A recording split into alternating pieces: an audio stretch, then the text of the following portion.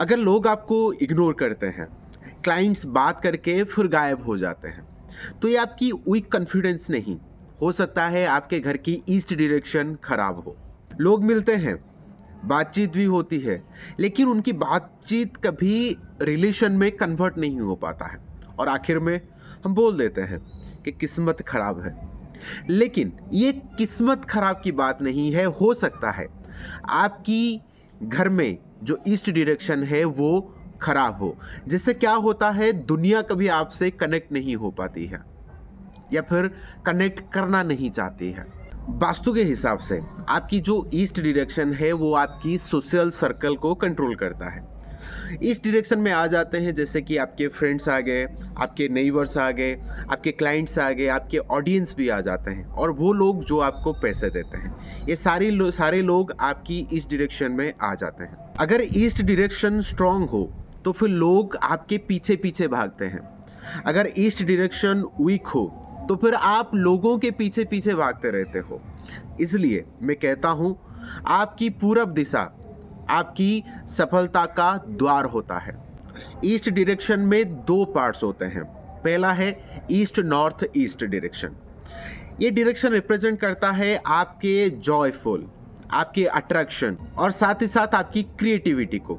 जब आप जॉयफुल होते हो तो फिर लोग आपसे नेचुरली कनेक्ट हो जाते हैं। और दूसरा है ईस्ट साउथ ईस्ट डायरेक्शन। ये रिप्रेजेंट करता है आपकी एनालिसिस, आपकी थिंकिंग और आपकी डिसीजन मेकिंग को। जब आपकी एनालिसिस सही होती है तो फिर आप गलत लोगों से दूर रहते हो।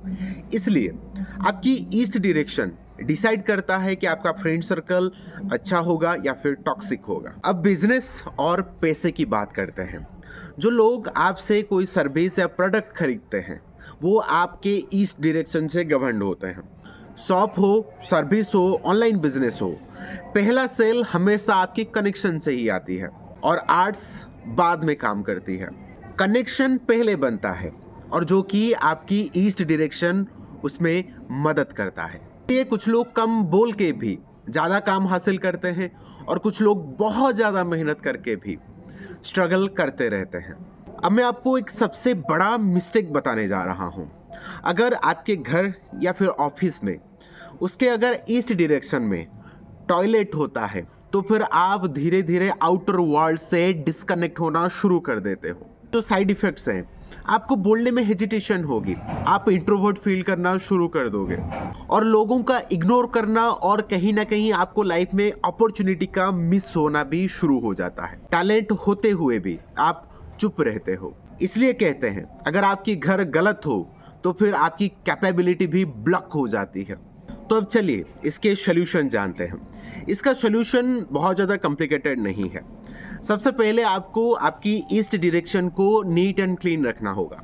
उसकी जो वेंटिलेशन है, जो एयर पासिंग है, उसको सही करना पड़ेगा आपको। वहाँ पर आप ग्रीन प्लांट रख सकते हो और वहाँ पर कोई भारी चीज़ आप ना रखो।